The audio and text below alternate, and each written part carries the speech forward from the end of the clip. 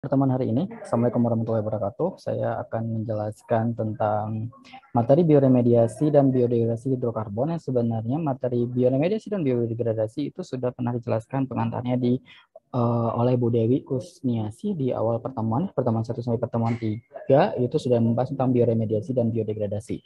Jadi hari ini saya akan membahas tentang bioremediasi yang khususnya untuk hidrokarbon, khususnya adalah limbah minyak. Jadi walaupun nanti ada turun dari limbah minyak, itu nanti akan sedikit disinggung di materi ini. Jadi yang pertama, kalian bisa melihat di sini gambar di mana terdapat orang-orang yang mengkolek atau mengumpulkan limbah-limbah minyak yang terbuang atau kelimpahan itu di daerah sekitar Karawang, ya, itu akibat dari oil spill, jadi yang bocor dari minyak yang dikeluarkan oleh Pertamina. Jadi secara konvensional itu limbah minyaknya dikumpulkan seperti ini di permukaan, dikolek masing-masing karena memang dasarnya untuk mengkoleknya lebih gampang ketika dia ada di tanah gitu ya. Jadi dikolek secara manual, dikumpulkan secara manual. Lalu ini kita lihat lagi nih yang terbaru, yang tadi kan itu di tahun 2018 ya, lalu ini ada di tahun 2021 ya, 2021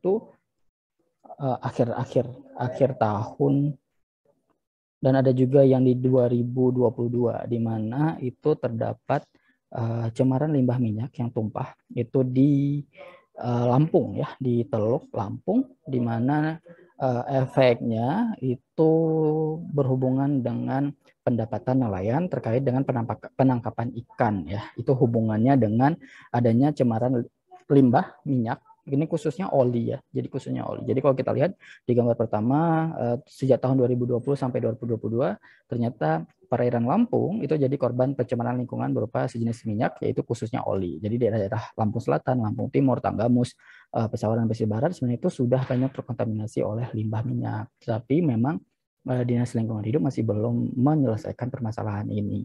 Yang terbaru di bulan Maret kemarin di tanggal 7 itu ditemukan limbah minyak di sepanjang pantai laut dari Lampung ya, itu diduga kuat menyebarnya itu dari Pantai Panjang Utara, Selatan hingga Karang Maritim. Nah itu ditemukan oleh nelayan di mana ketika proses penangkapan ikannya di jaring-jaringnya itu terdapat banyak oli itu yang licin dan bermasalah seperti itu, sehingga jumlah populasi ikan yang ditangkap menjadi berkurang dan susut seperti itu. Lalu di tahun 2018 ini kita bisa lihat di Balikpapan, di Teluk Balikpapan itu kita ada cemaran limbah minyak ya yang bocor ke teluknya di bulan April tahun 2018. Ini adalah beberapa kasus yang terjadi ketika limbah minyak itu terbuang di lingkungan atau secara tidak sengaja bocor ke lingkungan ya, terbuang atau misalnya ada keledakan kapal atau tangkinya yang bocor seperti itu, terbuang di lingkungan. Nah, ketika kita berbicara tentang limbah minyak, maka kita tidak akan lepas dari yang namanya proses bioremediasi. Proses bioremediasi itu seperti yang sudah dijelaskan sebelumnya bahwa bioremediasi itu adalah proses di mana menggunakan mikroorganisme secara utamanya. Mikroorganisme ada tumbuhan atau bahkan enzim-enzim yang dihasilkan oleh mikroba atau tanaman yang bertujuan untuk mendetoksifikasi kontaminan-kontaminan yang ada di tanah maupun di lingkungan lainnya gitu ya. Jadi kalian bisa melihat di sini bagaimana peran si bakteri, tanaman, dan fungi dalam mendekomposisi atau mendetoksifikasi limbah-limbah supaya lingkungan itu menjadi lebih baik atau green earth. Nah, di sini ketika kita bicara tentang bioremediasi, maka akan ada hubungannya dengan biodegradasi atau biokonversi atau biotransformasi yang seperti saya jelaskan sebelumnya. Bahwa di sini yang membedakan bahwa adanya biodegradasi, ada degradable, lalu dikonversi, lalu ada transformasi jika senyawa tersebut sangat toksin tidak bisa didegradasi, hanya dirubah komponen atau konformasi dari struktur senyawanya sehingga menjadi tidak toksik lagi gitu ya, sehingga menjadi daerah tersebut menjadi lebih safely dan lebih green gitu ya, lebih kembali tidak ada limbahnya gitu ya. Nah, ketika kita dalam konsep bioremediasi, maka kita akan berbicara tentang bagaimana mikroorganisme tersebut melakukan proses mendegradasi senyawa-senyawa atau limbah-limbah yang mungkin bisa organik atau non-organik untuk dirombak menjadi tidak toksik lagi, tetapi di bawah kondisi yang terkontrol. Misalnya konsentrasinya seperti apa, terbatas atau tidak, gitu ya.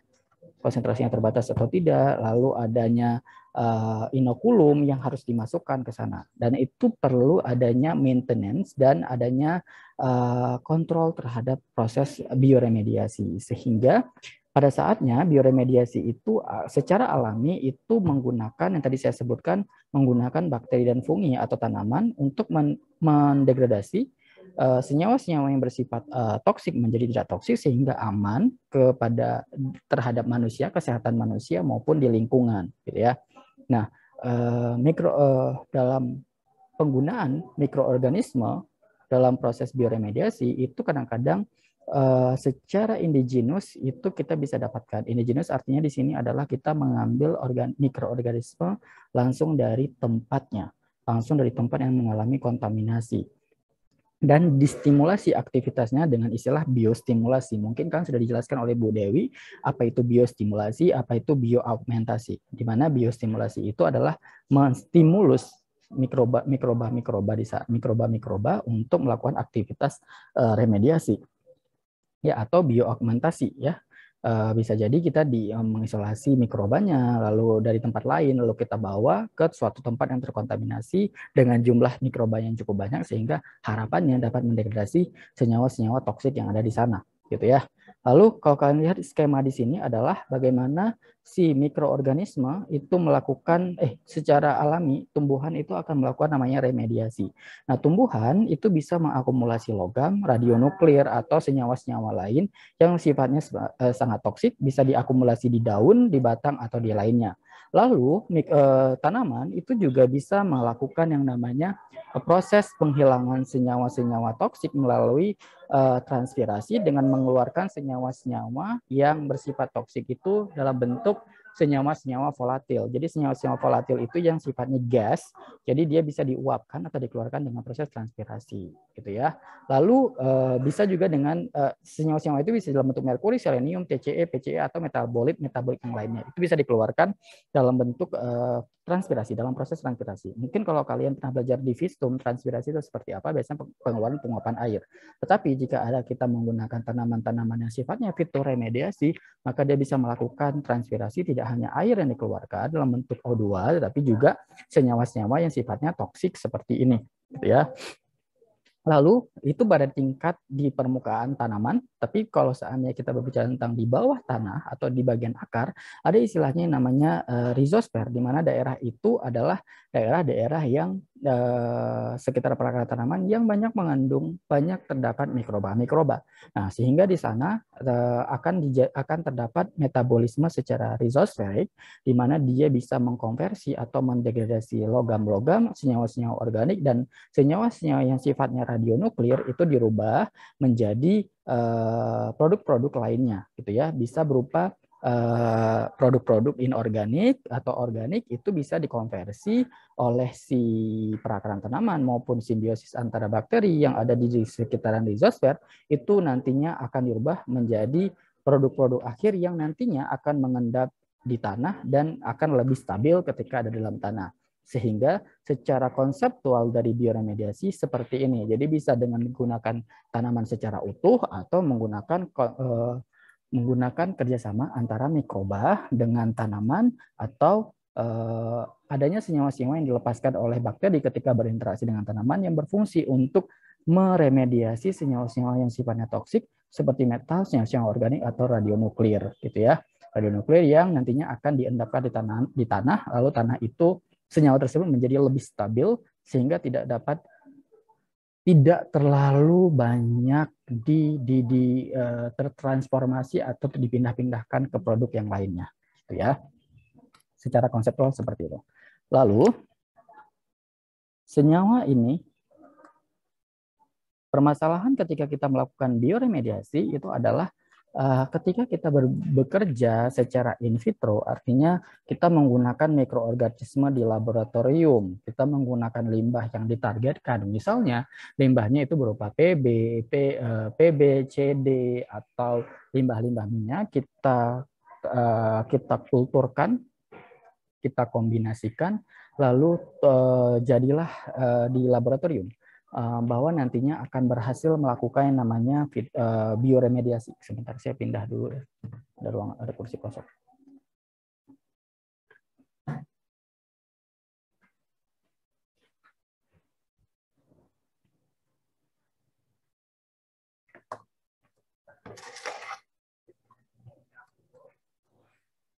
Akhirnya.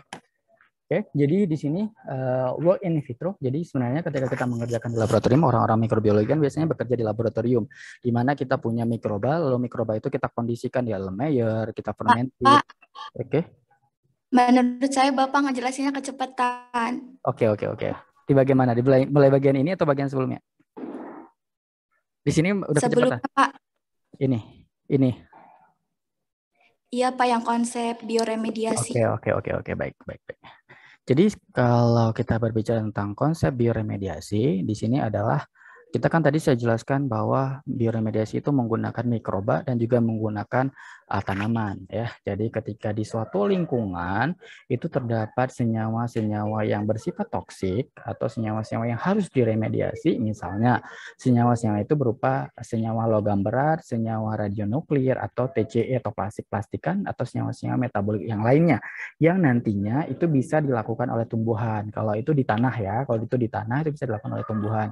Nah, tumbuhan dalam proses bioremediasinya itu dia bisa menggunakan dia bisa mengakumulasi logam-logam atau senyawa-senyawa toksik tadi di tubuh tanaman tersebut. Bisa di daun, bisa di batang gitu ya. Contohnya itu adalah tanaman lenca. Tanaman lenca itu sejenis lalapan. Kalau di Sunda itu adalah lalapan atau tanaman-tanaman seperti kangkung atau genjer. Nah, itu sifatnya dia mengakumulasi logam seperti PB. Jadi nanti terakumulasi di batang atau daunnya sehingga ketika kita mengkonsumsi suatu tanaman yang sifatnya akumulatif logam, maka itu perlu dipertanyakan seberapa banyak kandungan logam-logam yang ada di tanaman tersebut. Nah, selain dia mengakumulasi logam, tanaman itu juga dalam proses bioremediasinya juga bisa melakukan yang namanya transpirasi di mana senyawa-senyawa yang sifatnya toksik tadi bisa dilakukan volatisasi. Volatisasi itu adalah bagaimana dia merubah suatu senyawa tersebut menjadi senyawa-senyawa yang sifatnya gas yang bisa divolatilkan, bisa ditranspirasikan. Kalau di fisiologi tumbuhan itu kan dipelajari bahwa tanaman itu ketika disiram suatu air maka dia nantinya dalam proses fotosintesis dan lainnya dia akan melakukan proses transpirasi di mana penguapan air yang dari akar, yang disiram dari akar, lalu akan diuapkan ke lingkungan. Nah, dalam proses transpirasi tersebut, juga tanaman yang sifatnya fitoremediasi juga bisa melakukan yang namanya volatisasi senyawa-senyawa tersebut, sehingga nantinya konformasi yang tadinya padatan bisa dirubah menjadi bentuk-bentuk yang bisa diuapkan ke lingkungan, ke atmosfer. Seperti itu ya. Lalu tumbuhan itu selain mengakumulasi dan mentransferasi pada bagian tubuh atasnya, nah di bagian akarnya atau di bagian bawah tanah ini juga dia bisa melakukan yang namanya proses dekomposisi atau proses remediasi dengan menggunakan interaksi antara mikroba dengan akar tanaman. Yang tadi dibilang kan bahwa ke dalam proses bioremediasi itu bisa melakukan yang namanya menggunakan mikroba secara utuh atau enzim-enzim yang dikeluarkan oleh tanaman atau enzim yang dikeluarkan oleh mikroba. Nah, di sini nanti ada interaksi namanya ada rhizospheric metabolism di mana terdapat tanah-tanah yang dekat perakaran tanaman itu namanya rhizosfer. Nah, di sana tuh banyak mikroba-mikrobanya baik itu jamur maupun bakteri. Nah, kerjaan si bakteri-bakteri yang di sekitaran rhizosfer ini berfungsi untuk merombak senyawa-senyawa yang sifatnya logam, senyawa organik dan radionuklir, yang itu bisa bentuknya itu adalah secara inorganik maupun organik, itu nanti akan dirubah, dikonversi, lalu nanti bisa dijadikan bisa mengendap di dalam tanah atau dalam bentuk sedimen yang bentuknya itu lebih stabil, di mana kestabilan dari senyawa-senyawa seperti ini berfungsi untuk supaya logam-logam tersebut atau senyawa-senyawa toksik tersebut tidak gampang berpindah atau tertransformasi ke bentuk yang lainnya. Sehingga ketika dia terdeposit di dalam tanah atau di suatu tempat itu maka akan lebih bagus gitu ya, karena tidak gampang pindah misalnya adanya pergerakan air atau yang lainnya. Seperti itu konsep bioremediasinya. Ya, jadi kalau kita ingin mengisolasi bakteri-bakteri yang ada di tanah atau di suatu lokasi, itu bisa di lokasi yang terkontaminasi atau mungkin bisa juga di bagian rhizosfer, di mana di suatu tempat itu ada tumbuh suatu tanaman, artinya tanah yang terkontaminasi, lokasi yang terkontaminasi oleh suatu senyawa-senyawa toksik tersebut, lalu ada tumbuh tanaman di sana, artinya tanaman tersebut dia resisten, artinya dia bisa tumbuh di sana dengan baik, artinya dia menggunakan senyawa-senyawa di sana untuk pertumbuhan dia. Artinya di dekat perakaran tanaman dia juga terdapat mikroorganisme yang memiliki kemampuan yang sama seperti tanaman-tanaman yang tumbuh di sana. Artinya kalau kemampuan tanamannya itu bisa filter mediasi, artinya mikroba-mikroba di sekitar perakaran tanamannya itu juga memiliki kemampuan remediasi. Seperti itu konsepnya. Jelas atau tidak? Jelas atau tidak? Jelas, oke ya. Lalu ketika kita berbicara tentang bioremediasi, maka akan ada banyak masalah. Masalahnya itu adalah seorang microbiologis itu selalu bekerja di laboratorium, ya, di laboratorium di mana ketika kita ini punya bakteri, bakterinya itu kita mau kasih untuk mendegradasi limbah minyak, kita menggunakan oli atau menggunakan minyak-minyak yang lain, turunan hidrokarbon yang lainnya, kita kondisikan di laboratorium, di Erlenmeyer. Nah, ketika hasil pengujian itu biasanya hasilnya bagus, ya, bagus. Lalu ketika disimulasi juga bagus, tetapi ketika diaplikasikan ke lapangan itu hasilnya nggak sesuai dengan kerjaan di lab. Nah, itu permasalahan yang muncul ketika kita hanya bekerja sebagai seorang microbiologist, sehingga di sini ilmu keteknikan itu sangat dibutuhkan untuk applied. Kita punya bakteri, kita punya enzimnya untuk diaplikasikan ke limbah target kita, sehingga teknik-teknik yang untuk bioremediasi itu diperlukan, ya. Nah, selain teknik yang diperlukan untuk melakukan bioremediasi supaya work well di lapangan, ya, di lapangan kita juga memiliki alternatif secara mikrobiologis, itu adalah dengan menggunakan mikroba-mikroba yang kita seleksi, yang artinya yang adaptif sesuai dengan lingkungan tempat kita mau aplikasikan. Jadi alangkah lebih baiknya kita menggunakan indigenous species, di mana spesies-spesies tersebut adalah spesies lokal yang ada di tempat terkontaminasi.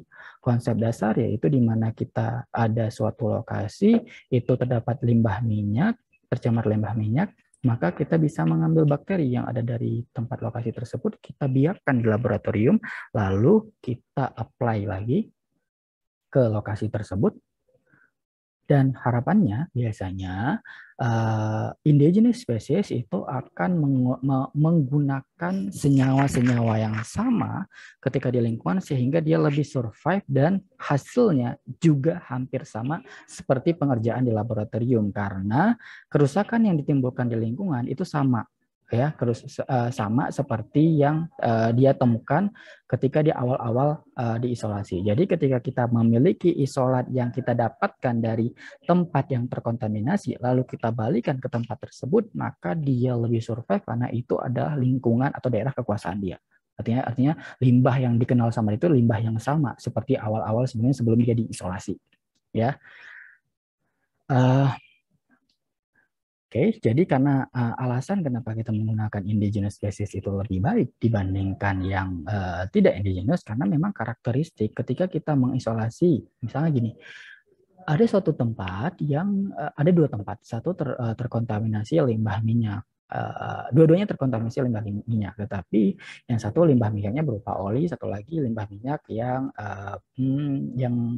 minyak mentah, ya, minyak mentah. Artinya secara karakteristik limbahnya itu berbeda, komponen senyawanya juga berbeda, otomatis kemampuan mikroba dalam mengenal senyawa tersebut juga berbeda.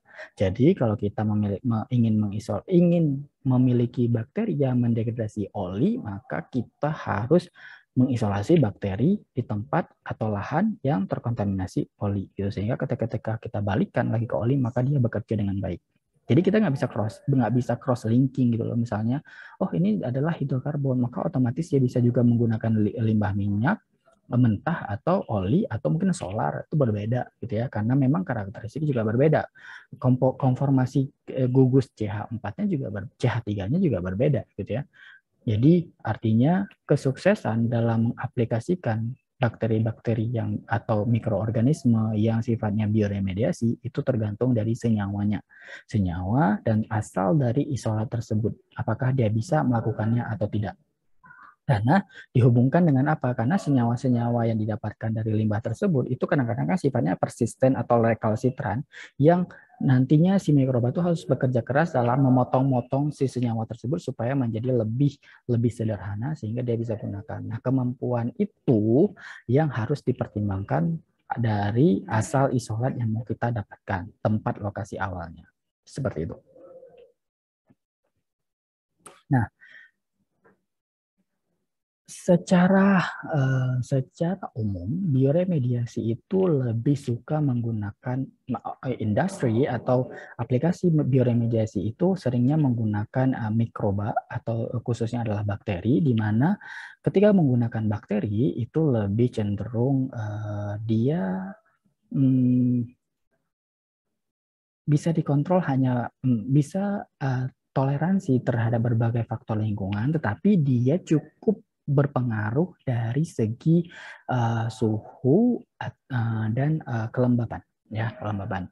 Lalu juga ada pH, tetapi ketika kita memiliki bakteri atau mikroorganisme yang memiliki rentang hidupnya lebar, misalnya pH, dia bisa hidup di pH 4 sampai pH 10. Suhu dia bisa di suhu 25 sampai suhu 60. Maka ketika dalam proses seleksi kita harus memperhatikan rentang dari pertumbuhan dari faktor lingkungan tersebut sehingga kita bisa apply si mikroba ini di berbagai kondisi lingkungan.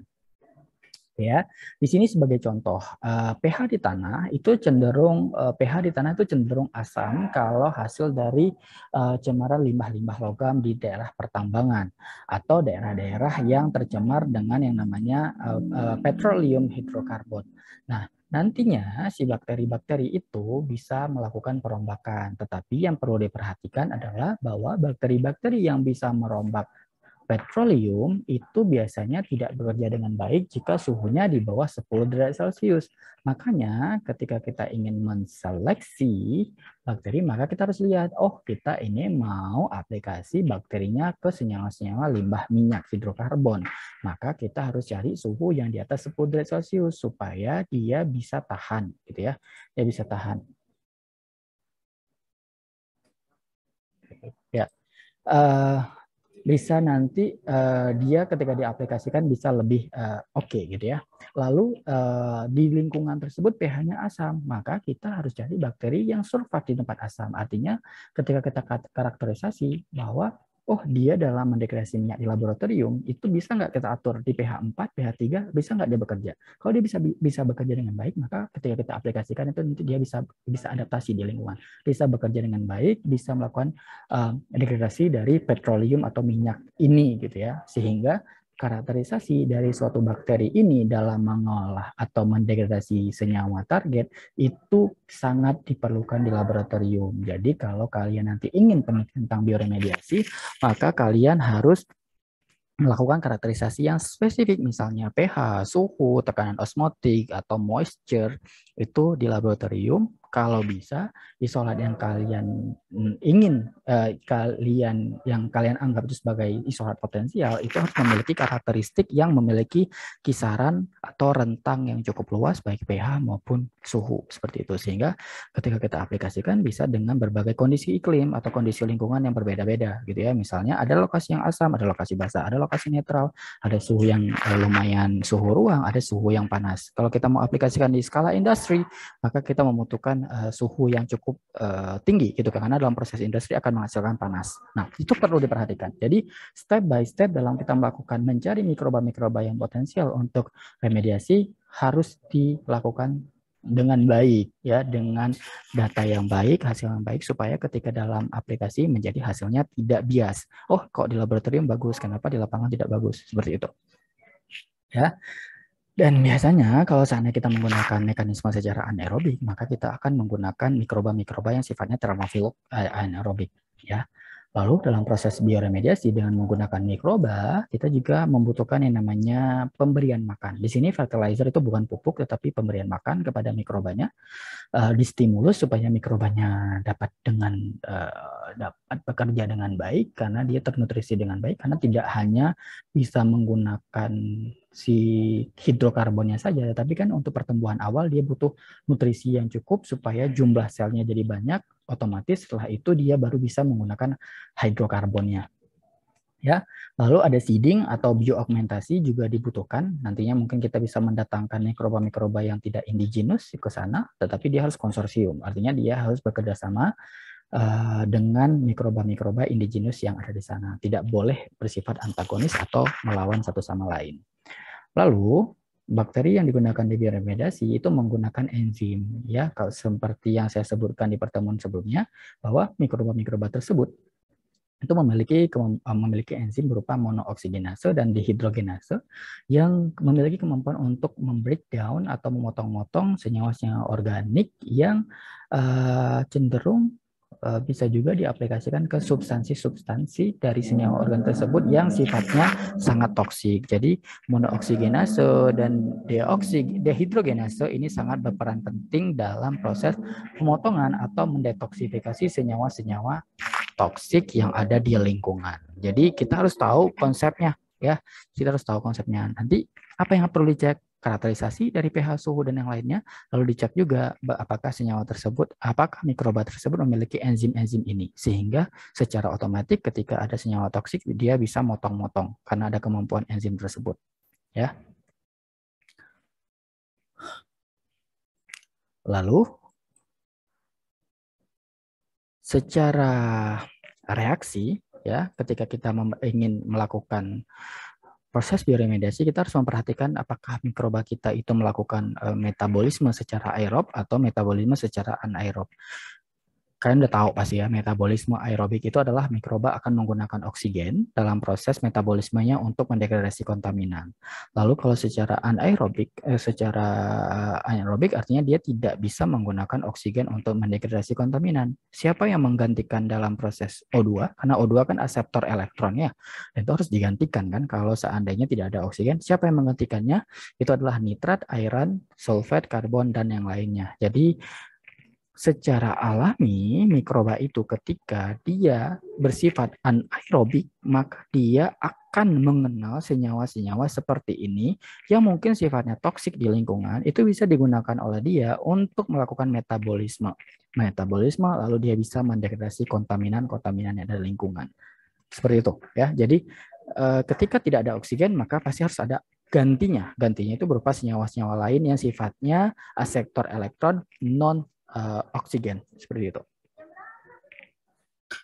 Nah, ini beberapa contoh mikroorganisme yang dapat digunakan untuk melakukan bioremediasi hidrokarbon, yaitu misalnya yang sudah dikenal itu bakteri-bakteri yang sifatnya aerobik, itu adalah Pseudomonas, Alkaligens, Pingomonas, Rhodococcus, Mycobacterium. Nah, di sini dia tidak hanya mendegradasi hidrokarbon, juga bisa melakukan degradasi pestisida atau senyawa-senyawa poliaromatik. Nah, bakteri ini, jenis-jenis bakteri ini dia bisa menggunakan kontaminan senyawa-senyawa kontaminan golongan pestisida, hidrokarbon, poliaromatik itu sebagai sumber karbon dia. Jadi bakteri itu membutuhkan senyawa utama yaitu untuk pertumbuhannya berupa karbon dan nitrogen untuk dia melakukan metabolisme lalu bisa menghasilkan energi. Jadi sumber karbon dan sumber karbonnya itu didapatkan dari senyawa-senyawa hidrokarbon ini, pestisida, hidrokarbon, alkans, dan poliaromatik yang di sana pasti ada gugus C-nya. C-nya itu akan dipakai oleh si mikroba ini untuk metabolisme dan menghasilkan energi. Lalu ada bakteri-bakteri metanotrof yang itu kemarin sempat disinggung di degradasi plastik, di mana nantinya ada bakteri aerobik juga ya. Jadi ada bakteri metanogen, ada bakteri metanotrop ya. Bakteri metanogen itu adalah bakteri yang bisa menghasilkan metan seperti dalam proses metanogenesis. Tetapi ada juga bakteri yang sifatnya metanotrop. Metanotrop itu artinya dia bisa memakan atau menggunakan metan yang dihasilkan oleh bakteri-bakteri metanogen untuk sumber karbon dia dan menghasilkan energi. Ya, kalau proses metanogen atau metanogenesis itu sifatnya anaerob, tetapi dalam proses bakteri metanotrop atau bakteri yang bisa menggunakan metan sebagai sumber karbon itu dilakukan secara aerobik, ya, secara aerobik. Nah, bakteri-bakteri metanotrof itu sifatnya dia memiliki enzim yang berupa metan monooksigenase yang bisa digunakan pada substrat yang cukup banyak gitu ya. Jadi kan dikatakan bahwa monooksigenase itu merupakan suatu enzim yang berperan penting dalam proses degrading atau breakdown senyawa-senyawa yang sifatnya toksik. Nah, si bakteri ini memiliki enzim berupa metan monooksigenase. Artinya secara jelas bahwa dia bisa memiliki kemampuan memotong-motong senyawa-senyawa toksik. Contohnya itu ada misalnya senyawa klorin yang alifatik seperti trikloroetilen dan 1, dikloroetan. Itu bisa dipotong-potong oleh si bakteri-bakteri metanotrof ini untuk dijadikan senyawa tersebut menjadi tidak sifat toksik lagi, gitu ya. Selain bakteri-bakteri yang sifatnya aerob, juga ada bakteri yang sifatnya anaerobik, yaitu ya.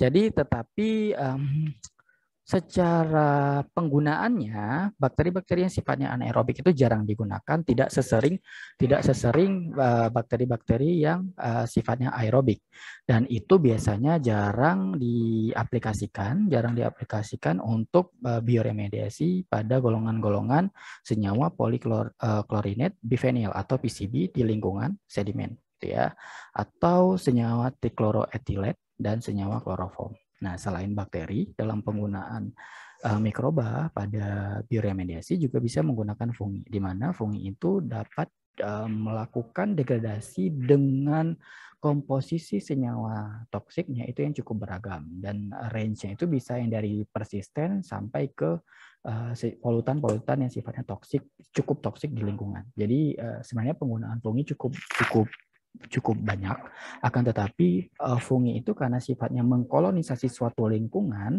itu menjadi tidak disukai di skala industri, tetapi kalau di lingkungan masih bisa diaplikasikan.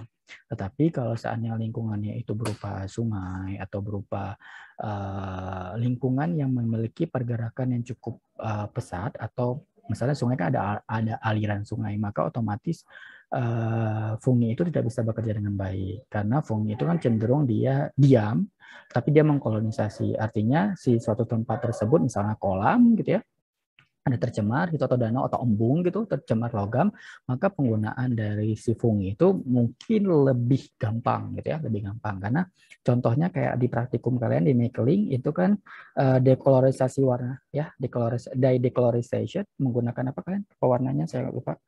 Nah, pewarna itu kan kalian menggunakan jamur ya. Jamurnya itu kan ketika kalian warnanya kalian masukkan ke dalam satu cairan yang medium, lalu kalian tambahkan jamur, kalian biarkan saja dalam air dalam keadaan diam, maka nanti kan jamurnya itu kan ada di permukaan. Nah, ketika dia di permukaan artinya dia mengkolonisasi suatu lokasi tersebut. Lalu ketika dia setelah mengkolonisasi, maka dia akan bekerja menghasilkan enzim-enzim, lalu memotong-motong senyawa-senyawa tersebut menjadi lebih sederhana. Tetapi kalau kalian bisa bayangkan, jika itu diaplikasikan di sungai, sedangkan sungai itu ada pergerakan air. Misalnya di suatu site gitu ya, misalnya di sisi yang mana dia terkontaminasi. Tetapi karena airnya mengalir terus, maka otomatis kan si jamurnya belum sempat kolonisasi, udah pindah aja dia. Akhirnya dia mengkolonisasi. Jadi artinya tidak lengkap gitu ya, baru bentar mengkolonisasi, belum sempat dia mendegradasi, dia harus sudah berpindah di bawah arus seperti itu. Sedangkan kalau bakteri itu cenderung dia bisa dia sistem bakteri itu kan bercampur dengan air, artinya ketika ada proses perpindahan maka dia otomatis sambil melakukan degradasi. Walaupun bakteri-bakteri yang sifatnya anaerob itu tidak cocok untuk diaplikasikan di tempat yang memiliki kadar oksigen yang tinggi, sehingga ketika kita ingin menggunakan mikroorganisme dalam bioremediasi, kita harus mengenal dulu karakter dari mikrobanya, aerobik, anaerobik, atau dia jenisnya fungi. Lalu kita melihat apakah lokasinya itu banyak suplai oksigennya atau tidak, sehingga kecocokan dari lingkungan dan jenis bakteri itu juga sangat penting dalam keberhasilan kita melakukan bioremediasi menggunakan mikroba. Seperti itu. Lalu ketika kita ingin memulai suatu studi tentang biodegradasi, baik terserah mau degradasi senyawa apapun, baik itu hidrokarbon, plastik, atau pestisida, logam, atau radionuklir. Nah, kita harus memiliki tahapan-tahapan seperti ini. Jadi mulai kita isolasi mikroorganisme di tempat lokasi yang tercemar, lalu kita purifikasi dan kita tentukan isolat apa yang mau kita pakai, lalu kita identifikasi isolat tersebut yang mana yang paling potensial, lalu kita optimasi mikroba tersebut dalam melakukan degradasi, baik itu karakterisasi dari kondisi lingkungan maupun yang lainnya. Lalu ketika sudah dioptimasi kondisi lingkungan yang cocok, kita bisa melihat seberapa besar efisiensi dari si mikroba ini dalam melakukan biodegradasi senyawa limbah tersebut, gitu ya. Jadi setelah kita dapatkan kemampuannya dalam efisiensinya seberapa jauh, seberapa besar. Semakin besar dia kemampuannya dalam melakukan biodegradasi, maka semakin potensiallah isolat tersebut. Lalu setelah kita dapatkan kemampuan dia melakukan biodegradasi, kita harus juga mengetahui ketika dalam proses biodegradasinya, dia mampu melakukan biodegradasi seperti apa. Produk akhirnya itu apa yang dihasilkan. Jadi kita harus identifikasi, bisa menggunakan GCMS, bisa kita melakukan dengan LCMS, atau bisa juga dengan HPLC, gitu ya. High performance liquid chromatography, tergantung dari komponen produk yang mau kita targetkan. Bisa dalam bentuk pecahannya gas, bisa bentuknya dalam bentuk liquid, gitu ya. Sehingga instrumen yang akan kita gunakan untuk mendeteksi produk hasil degradasi itu juga harus kita tahu, gitu ya. Nah, biasanya anak-anak S1 itu paling mentok-mentok ngerjainnya itu sampai isolasi, purifikasi, lalu identifikasi, lalu adanya optimasi, lalu dia ngelihat tuh efisiensi degradasinya. Oh, dia bagus degradasinya, gitu ya. Tetapi jarang kalau untuk anak S1 sampai identifikasi biodegradasi, produk biodegradasinya. Sehingga ini biasanya anak S2 yang mengerjakan.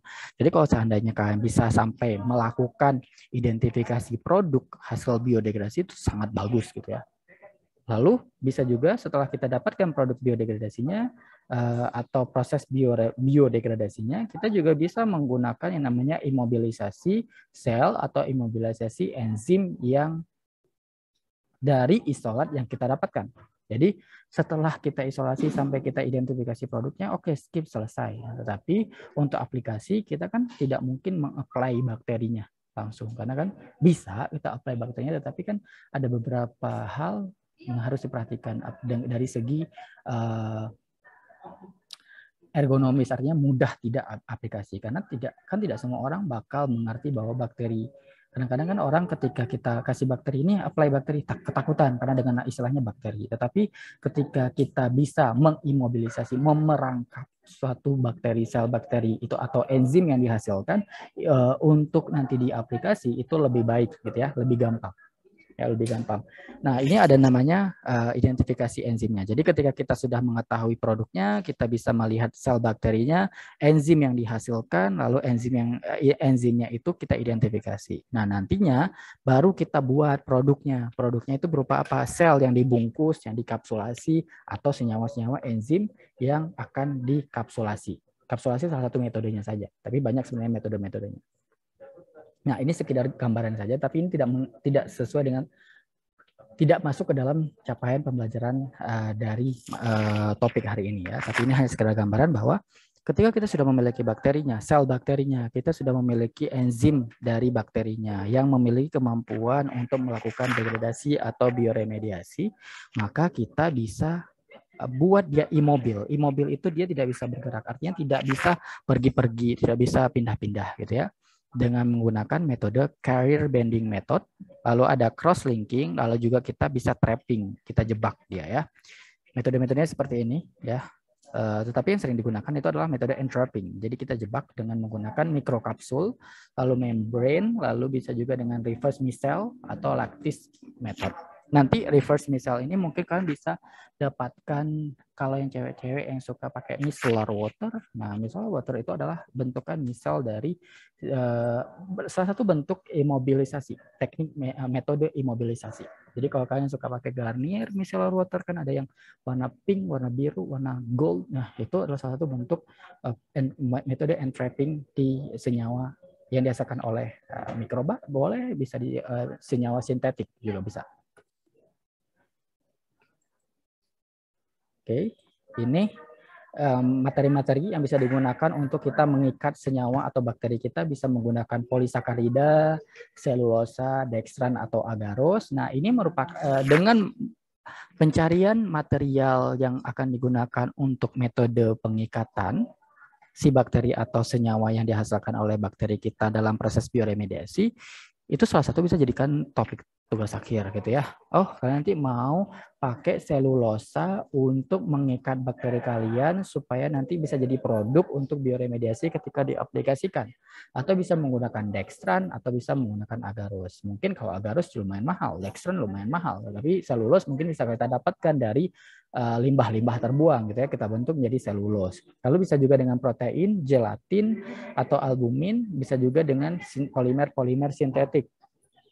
Polimer sintetik seperti polistiren atau resin ya, kalau kalian tahu resin yang sering untuk buat hiasan itu ya, atau poliuretan atau senyawa material inorganik lainnya, itu biasanya dikaji oleh orang teknik-teknik material seperti gelas, pasir, seramik, atau magnetit. Nah, kalau kalian ingin nantinya memiliki ide-ide yang cukup baik dalam proses mengikat senyawa atau sel bakteri kalian untuk dijadikan bioremediasi, kan bisa melakukan kolaborasi dengan orang-orang teknik material untuk mencari material-material yang baik untuk dijadikan sebagai material yang cocok untuk mengikat bakteri dan enzim-enzim yang dihasilkan oleh mikroba. Suara saya masih kedengar jelas nggak sih? Masih, Pak. Oke. Ribut-ribut itu masih kedengaran banget nggak?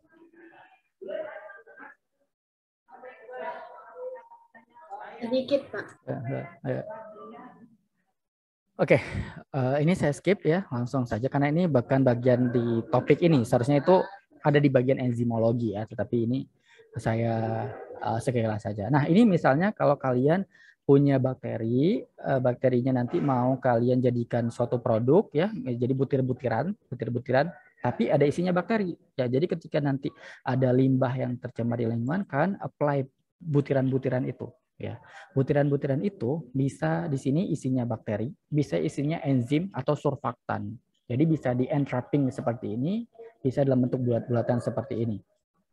Ya, kalau kalian mungkin mikrokapsul nanoteknologi itu ya, kalau kalian pernah dengar, oh produk ini dibuat secara nanoteknologi, dia mikrokapsul, jadi ketika diaplikasikan maka akan rilisnya jadi lebih lama, isi dari senyawa tersebut lebih stabil. Nah, ini adalah salah satu contoh-contoh yang dilakukan.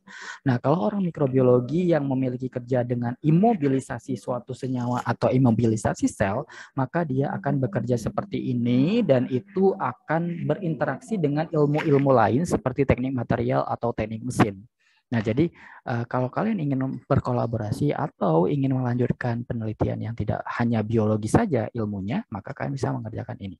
Jadi di sini ada immobilization entrapping methods gitu ya. Jadi orang-orang nanoteknologi ya, jadi kita kan ada tingkatannya, ada microteknologi, ada nanoteknologi. Nah, nanoteknologi itu di atas mikrobiologi. Seperti itu. Oke, lalu ini salah satunya juga saya pernah mengerjakan untuk imobilisasi yang seperti ini, entrapping menggunakan poliakrilamid ya. Poliakrilamid ini saya pernah melakukan, yaitu saya mengimobilisasi suatu enzim. Ya, enzimnya waktu itu amilase ya, amilase saya entrapping seperti ini. Jadi nanti dapatnya itu seperti lembaran-lembaran yang dia stabil. Jadi kan enzim itu kan lebih gampang dipengaruhi oleh lingkungan. Jadi ketika dia dalam keadaan tidak di entrapping, maka kita biarkan di lingkungan, maka nanti bisa dia tidak aktif lagi. Tetapi ketika kita trapping seperti ini, maka dia akan aktif, dia akan terperangkap di sana, lalu dia akan aktif kembali jika ada substrat yang mau ditargetin, gitu ya. Jadi nanti kita buat, misalnya saya waktu itu amilase. Amilase itu kan ketika akan aktif jika ada amilum. Nanti ketika dia tanpa amilum, maka dia diam-diam aja gitu ya, diam-diam aja. Tapi ketika nanti kita rilis ada substrat amilum, maka dia akan keluar dari trapping itu. Jadi dia ada pori untuk dia keluar ketika ada substrat yang memberikan stimulus. Jadi ketika ada substrat dia akan kenal, oh dia akan rilis. Jadi sesuai dengan pori-pori, sesuai dengan target kita. Jadi itu ada porinya di sekitaran ini dan sekitaran ini. Nanti dia akan keluar dengan sendirinya ketika ada substrat target dia. Gitu. Ini ada absorpsi dan yang lainnya. Nah, ketika dalam proses bioremediasi metal atau bioremediasi hidrokarbon yang lainnya, maka kita bisa menggunakan imobilisasi dengan menggunakan metal atau logam atau secara bioleaching, solubilisasi ya. Jadi bisa kita bioakumulasi, bisa kita biosorpsi, bisa dengan presipitasi. Tapi setiap teknik ini kita harus tahu bakteri kita itu bisa menghasilkan apa gitu ya. Jadi nggak semuanya itu bisa kita gunakan mikrobanya gitu ya. Misalnya ketika kita ingin menggunakan imobilisasi dengan complex session, jadi dengan kita akumulasi atau sorpsi, maka yang kita pakai isi dalamnya itu adalah mekanismenya itu berupa eksopolisakarida atau lipoprotein. Ya, jadi yang senyawa yang dihasilkan oleh mikroba itu berupa eksopolisakarida atau lipoprotein. Lalu ketika kita ingin tujuannya dalam melakukan remediasi dengan cara mengendapkan, maka kita akan menggunakan mikroba-mikroba yang bisa menghasilkan H2S, siderofor artinya bisa mengkelat logam, menarik logam, lalu bisa juga mengurangi logam. Jadi mikroba-mikroba itu harus punya karakter itu. Lalu ketika kita bioleaching misalnya itu adalah senyawa-senyawa yang mikroba-mikroba yang bisa menghasilkan senyawa-senyawa asam organik. Misalnya bakteri pelarutan fosfat. Itu adalah salah satu bakteri yang bisa melarutkan bahan-bahan organik, fosfat terikat dengan logam. Jadi ketika dia menghasilkan senyawa asam organik, maka secara otomatis fosfat yang berikatan dengan logam itu lepas. Sehingga logamnya terpisah, fosfatnya menjadi aktif lalu diserap oleh tanaman. Begitupun dengan siderofor. Ketika bakteri itu bisa menghasilkan siderofor, maka dia bisa mengambil Fe di lingkungan, lalu diakumulasikan Fe-nya oleh si mikroba tersebut. Juga bisa didapatkan solubilisasi ini dengan adanya eksudat-eksudat dari akar, itu bisa dilakukan juga remediasi. Jadi makanya saya bilang ketika di awal bahwa tanaman selain dia bisa berinteraksi dengan mikroba, lalu mikrobanya memiliki peran menghasilkan asam organik atau siderofor, dia juga sebentar.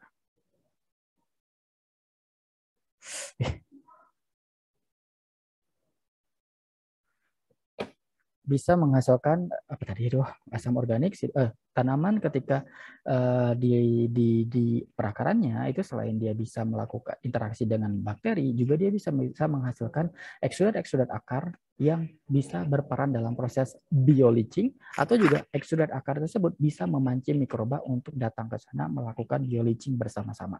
Jadi selain interaksi dengan mikroba juga dia bisa secara tunggal melakukan namanya pelarutan pada senyawa-senyawa tertentu, sehingga kita harus mengetahui setelah senyawa yang kita dapat, yang kita gunakan. Nah, tumbuhan yang kita gunakan itu adalah tumbuhan jenis fitoremediasi atau tidak. Kalian bisa cari referensi tanaman-tanaman yang bisa melakukan fitoremediasi, bahkan ada tanaman yang melakukan fitoremediasi, lalu ketika disuplai oleh bakteri tertentu, kemampuan dia melakukan bioremediasi menjadi lebih baik, lebih tinggi. Bahkan akumulasi logam di tubuhnya itu menjadi berkurang. Seperti itu. Ya. Nanti saya tunjukin video. Saya ada video pernah saya buat tentang interaksi antara bakteri PGPR dengan tanaman lenca yang berfungsi mereduksi atau mengakumulasi logam Pb dan Cd. Kalian bisa lihat di video YouTube yang sudah ada yang saya upload, saya upload itu judulnya interaksi PGPR dengan tanaman gitu ya. Lebih bagus. Itu kalian bisa recreate gitu lagi ya. Misalkan kalian mau penelitian belum punya ide, kalian bisa lakukan penelitian yang seperti itu menggunakan tanaman yang common di Lampung, misalnya yang kita ketahui dia sebagai tanaman yang bisa menyerap logam, misalnya Amaranthus spinosus atau bayam merah atau bayam yang lainnya. Mungkin kalian bisa mengkaji dari tingkat dia bisa melakukan remediasi logam Yang kedua, kalian bisa mengetahui seberapa banyak akumulasi logam di sana sehingga apakah cukup sehat atau apakah di ambang batas bisa dikonsumsi oleh manusia. Tetapi kalau kalian bekerja dengan mikrobiologi, artinya harus ada interaksi mikroba di sana. Jadi kalian bisa supply mikroba-mikroba yang memiliki kemampuan seperti ini.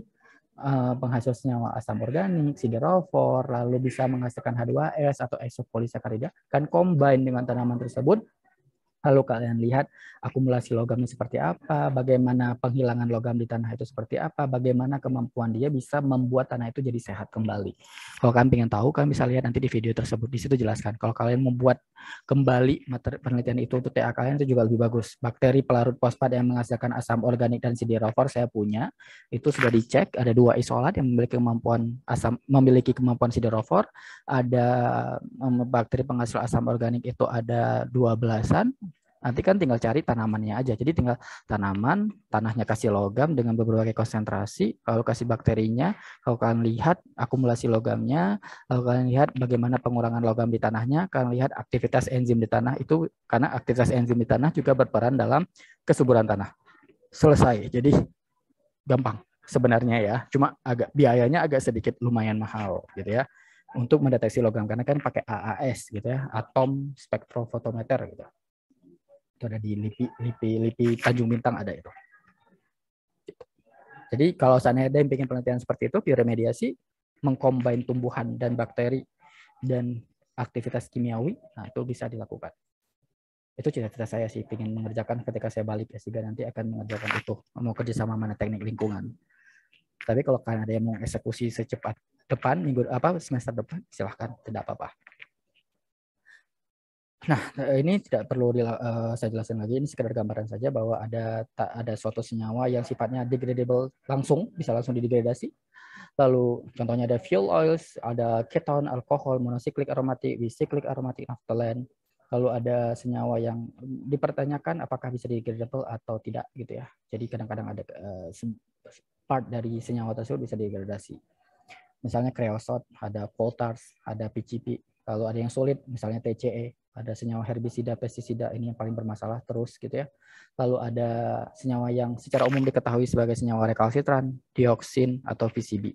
Jadi ini sekedar gambaran saja senyawa-senyawa yang seperti apa saja. Ini konsep dasar sebenarnya. Konsep dasar bagaimana biodegradasi secara aerobik dan anaerobik.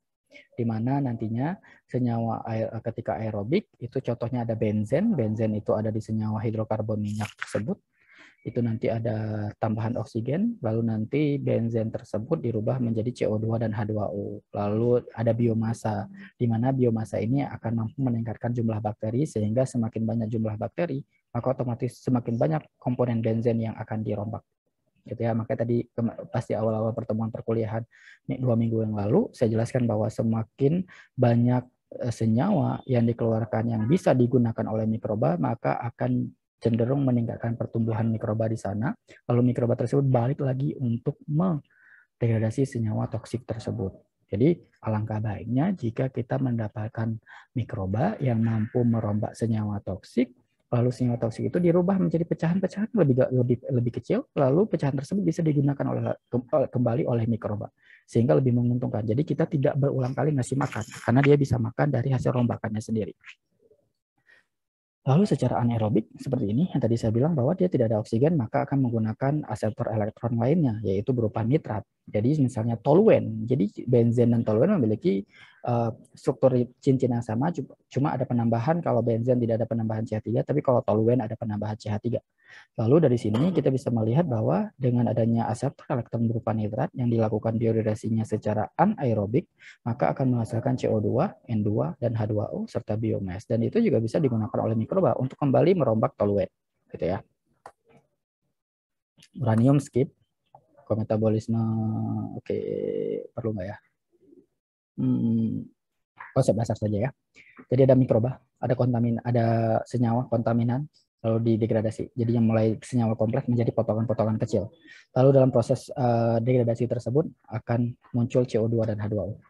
Ini adalah cold starch ya. Jadi itu bisa dilakukan dengan perombakan senyawa-senyawa yang cincin aromatiknya dirubah sehingga bisa menjadi lebih yang sederhana. Oke. Ini yang paling penting. Kalau kalian bisa melihat di sini, coba diperhatikan dulu gambarnya.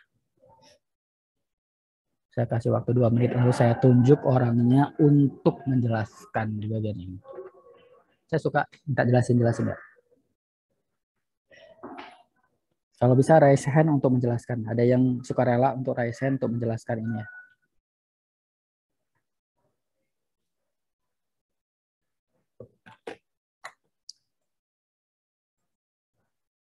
Oke, ada yang mau menjelaskan?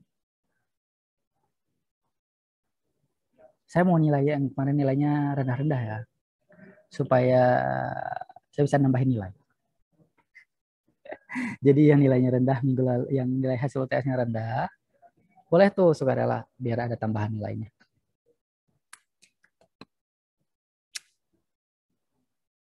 Oke, ada yang mau jawab? Gampang, jelasinnya berdasarkan gambar aja, kalau saya yang ribet-ribetan gitu.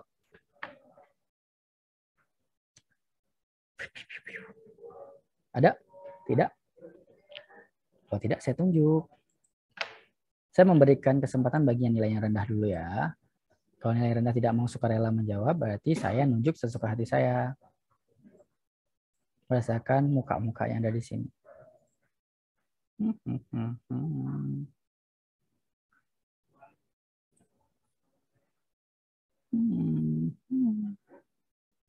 Taufik, kamu lagi tidur ya? Rebahan ya? Sampai rebahan nggak sih kamu? Oh enggak.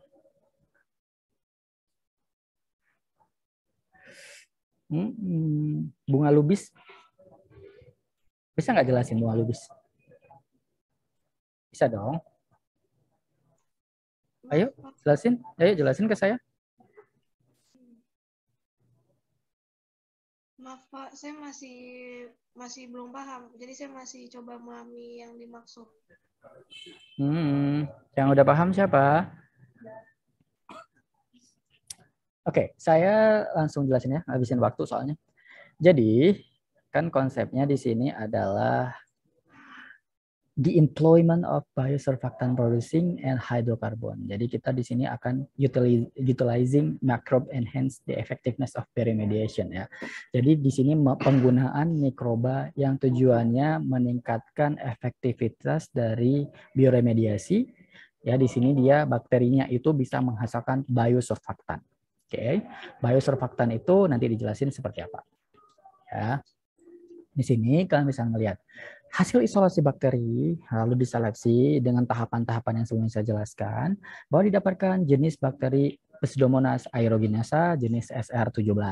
Ya, Pseudomonas ini bisa menghasilkan yang namanya biosurfaktan. Biosurfaktan itu secara gambaran sederhana kan menggunakan sabun, kan menggunakan deterjen. Di sana itu memiliki kandungan surfaktan tetapi bukan biosurfaktan. Jadi surfaktan itu adalah seperti sejenis sabun tetapi bukan sabun gitu ya. Jadi surfaktan itu bisa dihasilkan oleh mikroba yaitu berupa Pseudomonas aeruginosa. Namanya biosurfaktan ya. Biosurfaktan ada jenis-jenisnya banyak, tapi secara umum namanya biosurfaktan. Nah, biosurfaktan yang dihasilkan oleh bakteri yang masih bercampur dengan medium lalu kita ekstraksi, lalu kita purifikasi ya. Di sini biosurfaktannya jenisnya rhamnolipid. Ya, kita di sini pakai corong pisah, lalu kita dapatkanlah biosurfaktan golongan rhamnolipid yang sudah murni. Lalu ini ada suatu lahan yang terkontaminasi oleh limbah minyak, ya minyak mentah, crude oil. Lalu kita caranya untuk melakukan dekontaminasi atau remediasi suatu tanah yang telah terkontaminasi minyak bisa dengan cara mengaplikasikan biosurfaktan golongan rhamnolipid yang sudah dimurnikan ini langsung ke tanahnya. Ya, karena kan kita tahu bahwa di tanah ini memiliki kandungan di crude oil itu kan ada senyawa rekalsitran, TPH-nya ya. Rekalsitran biasanya nantinya ketika ada rekalsitrannya berupa TPH, nanti TPH itu akan didegradasi oleh adanya surfaktan ini menjadi senyawa-senyawa intermediate yang seperti ini yang asumsinya ketika setelah dilakukan aplikasi biosurfaktan ini senyawa-senyawa intermediat yang dihasilkan itu tidak lagi bersifat toksik gitu ya. Nah, selain kita bisa menggunakan biosurfaktan yang setelah dimurnikan atau diekstraksi, kita juga bisa meningkatkan ketersediaan dari mikroba-mikroba di sini. Jadi ketika ada yang namanya ada yang dikasih biosurfaktan, ada yang dikasih dengan mikroba, soil microflora. Jadi sebenarnya di tanah itu sudah ada soil microflora atau bakteri-bakteri indigenous yang bisa hidup di tempat tanah yang terkontaminasi limbah minyak. Nah, dengan adanya proses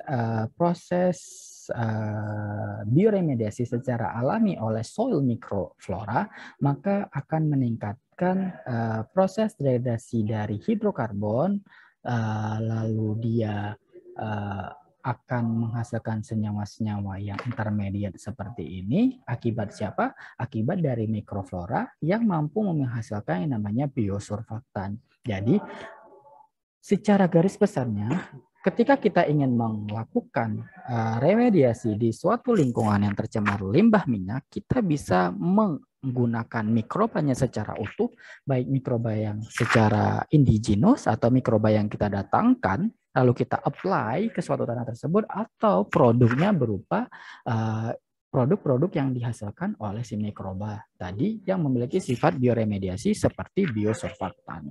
Seperti itu, sehingga asumsinya akan merubah kompleksitas dari senyawa yang ada di sini menjadi lebih sederhana.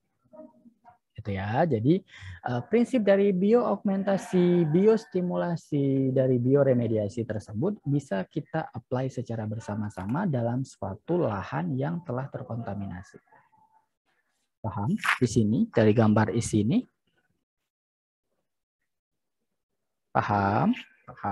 Paham. Sebenarnya selain dari juga gini, mikroba-mikroba itu juga bisa menyediakan senyawa-senyawa. Jadi ketika dia potong itu mungkin dari rantai misalnya urutannya 4 gitu ya, dia potong cuma 2. Jadi 2.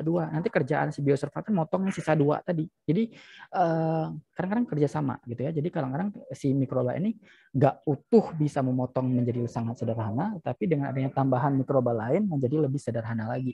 Dengan tambahan senyawa yang dihasilkan yang kita kasih langsung itu akan lebih menjanjikan gitu.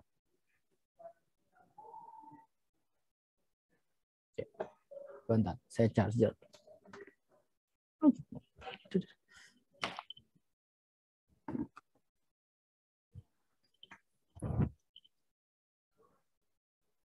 Sampai di sini ada yang mau ditanyakan? Ada yang mau ditanyakan? Kalau tidak, saya next. Saya anggap ngerti. Ada yang mau ditanyakan? Apa ini? Ada chat. Kurang keras, Pak, suaranya. Di bagian mana kurang keras? 352. Bisik-bisik ya saya. Sampai di sini jelas nggak? Oi. Nggak ada yang jawab. Saya anggap paham. Oke. Ini adalah bagaimana surfaktan ya. Jadi kita sekarang sudah masuk ke senyawa surfaktan yang merupakan senyawa utama ketika mikroba itu ingin kita gunakan memiliki potensi sebagai senyawa, memiliki potensi sebagai agen bioremediasi untuk limbah minyak ya. Jadi sebenarnya surfaktan itu namanya adalah surface active agent. Jadi merupakan suatu senyawa yang cenderung versatile. Jadi bisa digunakan cukup banyak ragamnya. Jadi untuk beberapa industri itu bisa menggunakan surfaktan ini.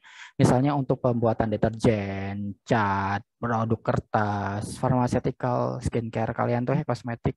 Lalu ada petroleum gitu ya, lalu ada makanan, lalu ada di pengolahan air ya, pengolahan air juga menggunakan surfaktan. Nah, surfaktan itu biasanya secara kimiawi itu bisa dibuat gitu ya, tapi yang mau kita bahas ini adalah biosurfaktan. Jadi biosurfaktan itu merupakan senyawa yang dihasilkan secara biologi yang bisa dihasilkan secara ekstraseluler ya, jadi bisa secara ekstraseluler sebentar. Ya, secara ekstraseluler oleh si mikroba ataupun bisa juga biosurfaktannya itu merupakan bagian dari si tubuh mikrobanya.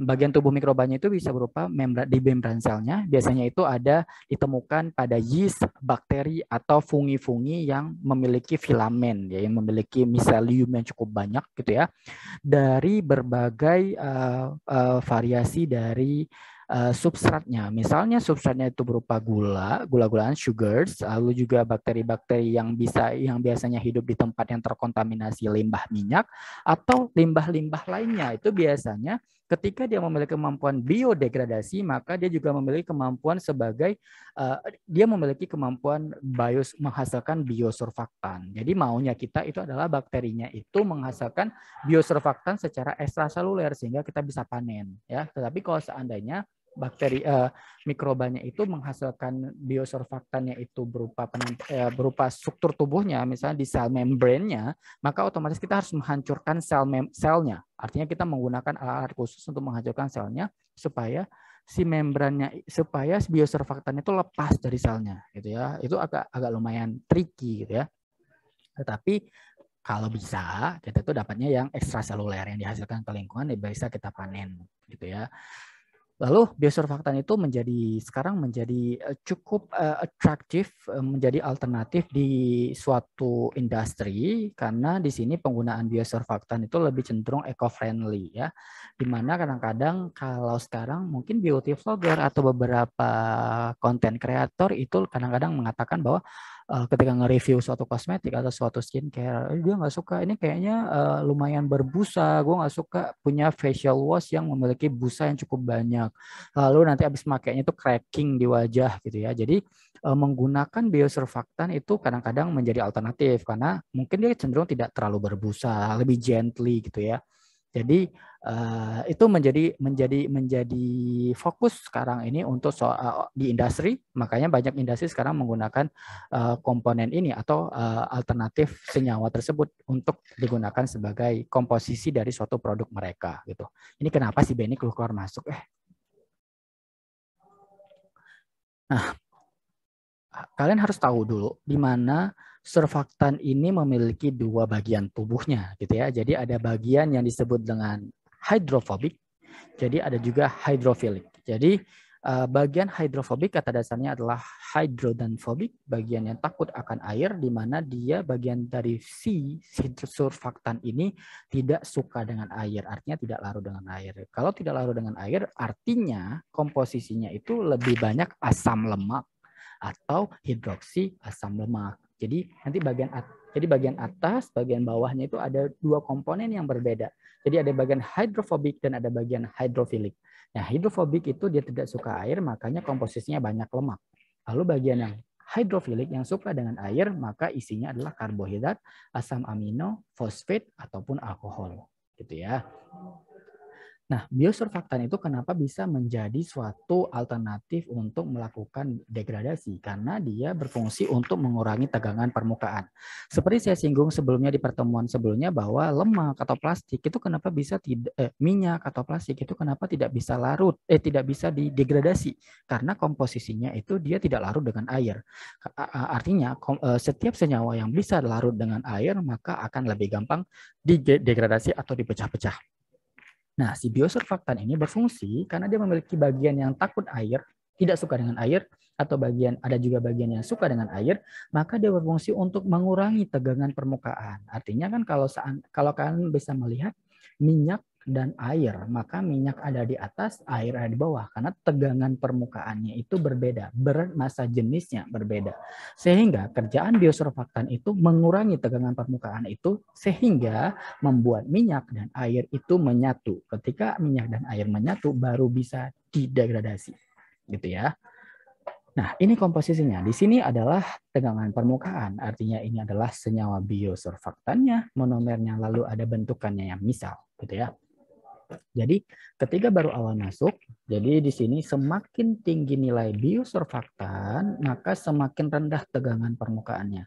Semakin rendah tegangan permukaan, maka semakin gampang si mikroba dan minyak dan air itu akan larut, maka akan membentuk misal-misal seperti ini. Ya, misal-misal ini. Jadi ketika biosurfaktan dalam bentuk awalnya ketika tegangan permukaan tinggi, lalu ketika semakin ditingkatkan konsentrasinya, maka semakin rendah tegangan permukaannya dan konformasi dari biosurfaktannya itu bentuknya misal-misal seperti ini.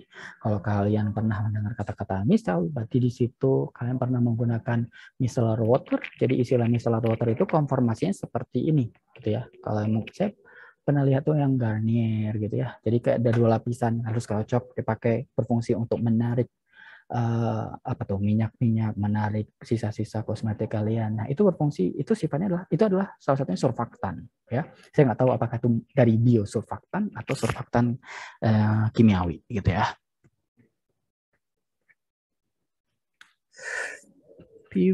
Nah, di sini biosurfaktan itu keuntungannya ketika menggunakan biosurfaktan dibandingkan dengan surfaktan chemical, yaitu dia gampang didegradasi, biodegradability, artinya ketika dibuang ke lingkungan, ketika dibuang di wastafel kalian ke air gitu ya, langsung bisa didegradasi. Ya, kadang-kadang beberapa kosmetik yang menggunakan surfaktan kimiawi itu nggak bisa degradasi. Bahkan kalau kalian yang cowok suka pakai facial wash yang memiliki microbeads warna biru-biru itu salah satunya adalah microplastik yang ketika dibuang ke lingkungan itu tidak akan hancur. Artinya kalian salah satu penyumbang mikroplastik yang di lingkungan gitu ya, yang bisa masuk ke jaring-jaring makanan di ikan dan yang lainnya. Yang sekarang lagi concern dikatakan bahwa Indonesia merupakan tempat yang banyak lokasi yang mengandung mikroplastik seperti itu. Lalu ada sifatnya toksisitasnya rendah, lalu dia biocompatibility dan digestibility, artinya hampir mirip dengan biodegradability. Lalu dia tersedia dalam bentuk raw material, artinya bisa ditemukan dalam bentuk yang macam-macam atau bisa dibuat dari banyak ragamnya. Lalu dia secara ekonomik untuk diproduksinya itu cenderung bisa diterima, acceptable. Lalu dia secara alami pasti ya, karena ramah lingkungan, dan dia specificity, artinya dia spesifik terhadap senyawa-senyawa tertentu. Jadi biosurfaktan itu tidak bisa digunakan untuk berbagai jenis substrate atau lemak atau minyak yang bervariasi, tapi dia spesifik. Jadi nggak semuanya bisa digunakan. Satu biosurfaktan nggak bisa ke random banyak senyawa target ya. Lalu kerugiannya kalau diproduksi secara selalu masalah kalau biologikal gitu ya, produksi secara biologi selalu ketika diproduksi dengan skala besar itu cukup mahal, lalu dia cenderung susah untuk dimurnikan ya. Jadi ketika kita ingin mendapatkan pure biosurfaktan itu agak sedikit susah karena dengan menggunakan teknik-teknik yang cukup beragam ya. Lalu mikroba itu yang ketiga, mikroba itu harus harus di-create supaya bisa menghasilkan biosurfaktan yang jumlahnya cukup banyak ya. Sehingga dalam jumlah tertentu mikroba itu cuma bisa menghasilkan dikit gitu loh biosurfaktannya, sehingga perlu kreasi atau metabolic engineering untuk supaya mikroba tersebut bisa overproducing gitu ya. Lalu ada regulasinya cenderung agak susah. Lalu bagaimana mengimprovement produksinya ketika diproduksi di suatu industri, di suatu plant reaktornya gitu, kadang-kadang menghasilkan formasi busa. Jadi ketika ada busa yang terlalu banyak itu nggak disukai di industri. Oke, ini jenis-jenis mikrobanya yang bisa menghasilkan biosurfaktan. Ada kelompok-kelompok hampir didominasi oleh kelompok Pseudomonas, ada juga Torulopsis, ada juga Astrobacter, ada juga Bacillus ya. Jadi senyawa surfaktan itu tadi saya bilang bahwa macam-macam. Ada glikolipid, ada lipoprotein, ada sucrose, fructose glikolipid, ada rhamnosa, ada polisakarida. Jadi macam-macam ya. Ini kalau kalian mau lihat biosurfaktan yang telah dimurnikan itu golongannya rhamnolipidnya ini. Jadi strukturnya seperti ini. Ya. Oke.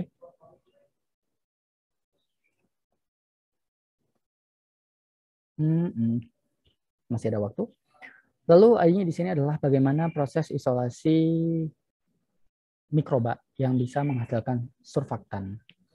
Jadi bakterinya itu harus melewati proses bakteri itu tumbuh dengan baik, lalu dia bisa menghasilkan surfaktan, lalu kita pisahkan bakteri dari surfaktannya, lalu surfaktan yang telah kita isolasi kita ekstraksi ya pakai solid phase, pakai ya apa istilahnya itu, corong pisah ya.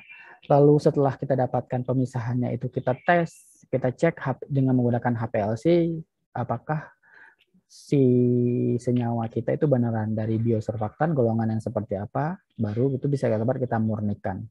Lalu kita bisa menggunakan spektrofotometer dan juga kita menggunakan NMR untuk kita mengidentifikasi atau mengkarakterisasi si biosurfaktan kita itu masuk golongan yang mana, apakah rhamnolipid, glikolipid dari kelompok glukos yang lainnya gitu ya. Jadi ketika kita sudah mendeteksi dan mengkarakterisasi senyawa biosurfaktan kita, dari situ kita bisa langsung melakukan aktivitas-aktivitas lainnya, misalnya imobilisasi atau yang lainnya, untuk kita aplikasikan ke lingkungan atau di industri, seperti itu. Nah, ini adalah aplikasi dari biosurfaktan, di mana biosurfaktan itu bisa digunakan untuk bioremediasi.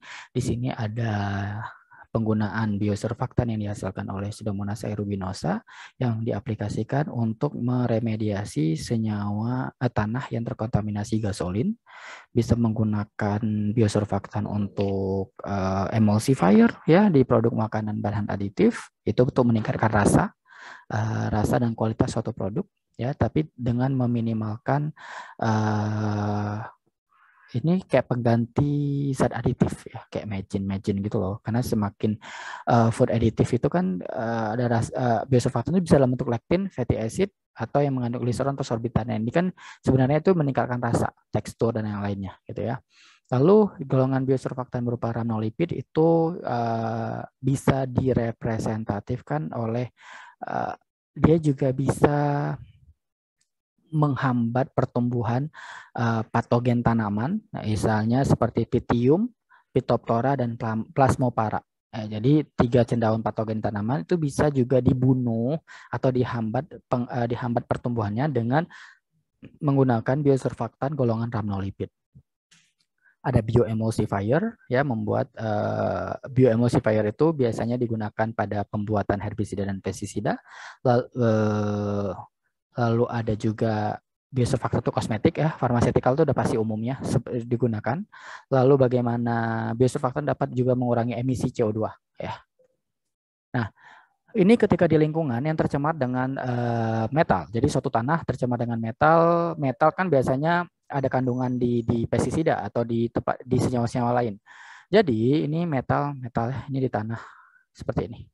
Lalu ada surfaktan dalam bentuk micellar seperti ini ya, misel yang bergabung-gabung. Ini sebenarnya kalau dipotong satu, diambil dipretelin satu, itu ada monomer biosurfaktan. Tadi kan saya bilang bahwa ada bagian yang hidrofilik, ada bagian yang hidrofobik. Nah, tangkai-tangkai seperti ini.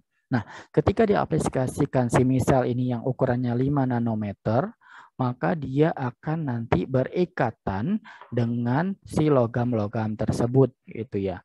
Karena nanti logam itu kan sebenarnya kan agak susah menempel, tetapi karena kemampuan si biosurfaktan ini menurunkan tegangan permukaan, menyebabkan si logam itu dapat ditempeli oleh si monomer biosurfaktan yang di bagian kepala atau di bagian hidrofiliknya. Lalu ketika sudah menempel, baru diangkut, dilepas, disorpsi, gitu ya, baru dipotong-potong. Ketika sudah menempel seperti ini, sudah siap untuk di breakdown seperti itu. Ya, ini contohnya adalah crude oil, di mana crude oil itu nantinya akan ada kita temukan bakteri-bakteri yang bisa hidup di bagian tanah yang tercemar crude oil. Jadi kita bisa isolasi itu bakterinya yang memiliki kemampuan untuk mendegradasi senyawa-senyawa hidrokarbon. Lalu di bagian crude oil ini memiliki senyawa-senyawa rekalsitran yang harus didegradasi oleh bakteri. Nah, senyawa-senyawa rekalsitran ini bisa didegradasi atau diemulsifikasi dengan cara menggunakan biosurfaktan secara langsung biosurfaktannya atau biosurfaktan yang dihasilkan oleh mikroba. Lalu ketika dalam proses biodegradasi dengan menggunakan biosurfaktan, maka nantinya akan menghasilkan senyawa-senyawa hasil degradasi berupa senyawa intermediate ya. Lalu senyawa-senyawa crude oil yang sudah didegradasi itu bisa juga kita nantinya ekstraksi biosurfaktannya. Jadi di sini nanti juga ada bakteri yang bisa kita ekstraksi biosurfaktannya dalam bentuk biosurfaktan yang non-sitotoksik, artinya tidak bersifat toksik terhadap sel. Lalu biosurfaktan ini juga bisa kita gunakan untuk penghasil antimikroba yang bisa kita gunakan untuk menghambat pertumbuhan bakteri-bakteri patogen yang ada di lingkungan atau di tubuh manusia. Jadi ketika kita bisa mengisolasi bakteri penghasil biosurfaktan, lalu kita bisa remediasi limbah minyaknya, produk akhirnya juga kita bisa mendapatkan biosurfaktan yang sifatnya sebagai antimikroba. Jadi biosurfaktan itu juga bisa multifungsi, bisa dalam proses bioremediasi juga bisa menghasilkan aktivitas antimikroba untuk bakteri-bakteri patogen. Seperti itu. Ini ketika kita di suatu industri ya, di mana suatu tanah ya dimasukkan ke dalam suatu plant, lalu di sana itu terdapat mikroba atau terdapat diberikan biosurfaktan. Jadi di sini ada tanah, lalu di input atau dimasukkan senyawa biosurfaktan ya, pakai seperti ini, dimasukkan ke sini. Nah, ketika sudah dimasukkan ke sini, maka hasilnya seperti ini. Jadi pertama si micellar biosurfaktan ini akan menempel di tanah, lalu menempel dengan logam targetnya. Lalu ketika sudah menempel, maka akan diangkut disorpsi. Ketika sudah disorpsi seperti ini, maka si monomer biosurfaktan ini akan membentuk misel seperti ini. Ketika sudah membentuk misel seperti ini, maka si logam tersebut tidak bisa lepas lagi. Lalu ketika sudah ready untuk dipecah, maka akan dilepas, gitu ya. Lalu ketika sudah dilepas, dilakukan proses remediasi di sini, lalu dikeluarkan, jadi dicuci ya. Jadi ada bagian tanah yang sudah dekontaminasi, artinya sudah dihilangkan kontaminasinya, lalu dikeluarkan. Jadi nanti ritmenya nanti bisa washing solution ini masuk lagi, bisa biosurfaktan itu bisa digunakan ulang. Ya, jadi bisa digunakan ulang, dimasukkan kembali. Jadi kayak bersiklus terus. Nah, hasil sampingnya itu berupa tanah yang sudah bersih untuk dibuang ke lingkungan gitu. Jadi makanya kalau kita punya biosurfaktan, karena sistemnya bukan biosurfaktan hampir kerjanya kayak enzimatik. Jadi ketika dia diaplikasikan tuh, nah ini surfaktan ini dimasukin ke sini, lalu nanti dia ngikat, lalu dia setelah dipotong-potong tuh logamnya, dia lepas lagi kan, lepas. Nah nanti dia nempel lagi ke logam yang lain. Nah makanya dibilang di recycling. Jadi di tanah ini air di sini dikeluarin. Ya, dikeluarin artinya di sini masih ada si biosurfaktan. Nah, biosurfaktan itu di-recycling lagi, dimasukin lagi ke sini untuk untuk menjadi cairan biosurfaktan yang nantinya bisa dimasukkan ke sini lagi untuk dilakukan remediasi gitu ya. Jadi nanti biosurfaktan solution ini itu bisa isinya adalah bakteri yang menghasilkan biosurfaktan, tapi ketika kita menggunakan bakteri di sini, bakteri penghasil biosurfaktan, kita harus ngasih makanan si bakteri tersebut. Tapi kalau seandainya kita tidak menggunakan bakterinya, kita menggunakan cairan pure dari biosurfaktan, maka kita tidak perlu memberikan makanannya, gitu ya. Nutrisi kita nggak perlukan, seperti itu. Oke, ini nggak perlu, ini sebenarnya bukan bagian saya, tapi saya pengen nunjukin aja. Di sini kami bisa lihat bagaimana mikroba akan berikatan dengan logam-logam yang ada di suatu limbah, bisa menggunakan biosorption, bisa mengakumulasi, bisa dengan microbially enhanced chemisorption, jadi disorpsi hanya bagian kimianya saja, bisa di biomineralisasi, ditransformasi, lalu didegradasi, pakai di logamnya dikelat, diikat, atau biotransformasi yang pure, dia akan merubah bentuk dari si senyawa metal tersebut. Jadi banyak konformasinya. Ini nggak usah. Nah, ini ketika kalian mau ingin melakukan bioremediasi di lab gitu ya, kan pakai medium yang basal, medium ya, artinya komposisi garam-garam mineral jadi lebih banyak. Jadi kalian bisa melihat seperti ini. Terus nanti dia di sini pakai PAH. PAH itu sumber karbonnya. Berarti ini adalah limbahnya. Targeting senyawa xenobiotik atau logam atau si senyawa minyaknya. Ini bisa di sini dimasukin gitu ya. Nanti akan ada perubahan yang pekat, agak pekat gitu ya, tergantung jenis bakterinya, di mana dia bisa menghasilkan senyawa-senyawa tertentu. Ini ketika di suatu pertumbuhan bakteri ketika ditambahkan dengan piren. Ini piren senyawa xenobiotiknya. Lalu semakin lama diinkubasi, kita bisa lihat di sini dengan konsentrasi piren 50 ppm itu dia di hari kelima jumlah selnya jadi semakin meningkat gitu ya. Artinya si bakteri ini bisa makan piren dengan baik di hari kelima. Lalu yang 100 ppm itu senyawa sama, jadi optimalnya di hari kelima. Artinya apa? Artinya ketika bakteri itu tumbuh di awal, maka dia menggunakan medium glukosnya dulu. Lalu ketika semakin bertambah hari glukosnya sudah habis, maka dia akan menggunakan piren sebagai sumber karbonnya, gitu ya.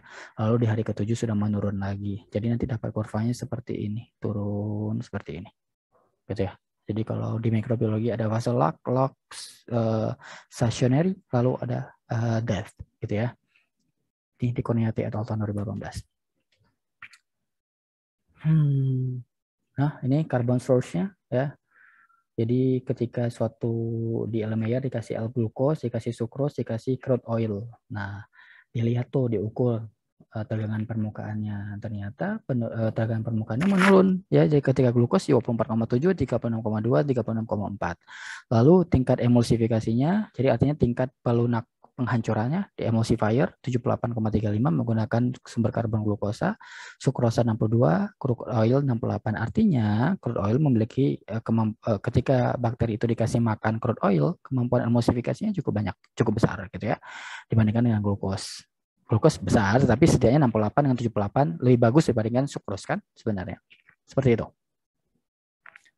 Jadi semakin aktivitas emulsifikasi ini menandakan kemampuan si bakteri dalam menghasilkan biosurfaktan. Jadi deteksi awal ketika kalian ingin tahu bakteri kalian menghasilkan biosurfaktan dilihat dari indeks emulsifikasinya seperti itu. Atau kalau pakai minyak dan air itu bisa kalian lihat jadi tingginya minyak sama tinggi air gimana dibandingkan sama kontrol gitu. Biasanya kalau kontrol setinggi ini minyaknya, setinggi ini air sama 50-50 gitu ya.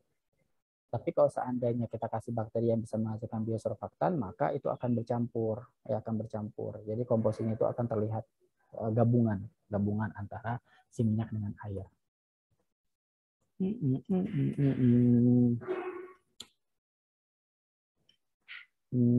Golongan Pseudomonas ini akan menjadi tugas kalian sih intinya. Oke, sampai di sini ada yang mau ditanyakan? Ada? Ada? Tidak?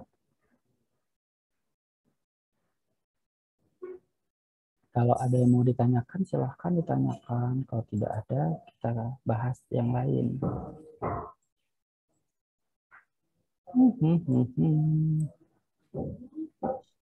Sejauh ini dari saya belum ada, Pak. Belum ada. Oke, kalau tidak ada, yang lain? Ada tidak? Angel Daniela?